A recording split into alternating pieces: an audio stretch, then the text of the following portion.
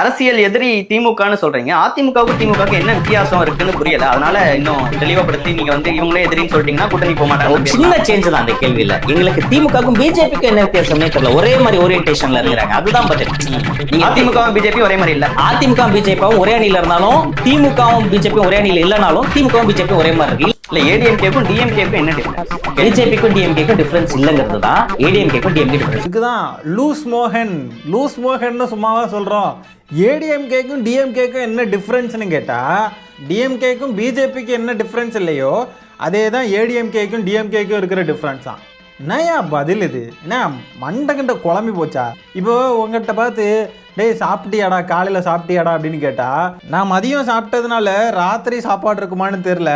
வீட்டு சாப்பாட்டுக்கும் ஹோட்டல் சாப்பாட்டுக்கும் டிஃப்ரென்ஸ் உண்டு டேஸ்ட் வைஸ்.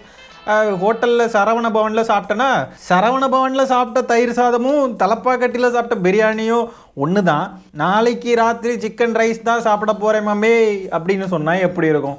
ஏண்டா கிறுக்கு பயல, காலையில் சாப்பிட்டியான்றா கேட்டேன். என்னடா பேசிக்கிட்டு இருக்க நீ? புய்யாவே மாட்டேங்கிறா நீங்கள் பேசுகிறதெல்லாம்.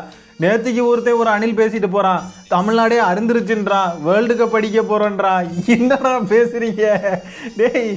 எவனை பார்த்தாலும் மெண்டல் மாதிரியே பேசுகிறீங்க. தாவேக்கா வந்து தமிழக மெண்டல் கழகம்னு வச்சிடலாம் போல இருக்குது. அத்தனை மெண்டல் அங்கே தான் இருக்கானுங்க.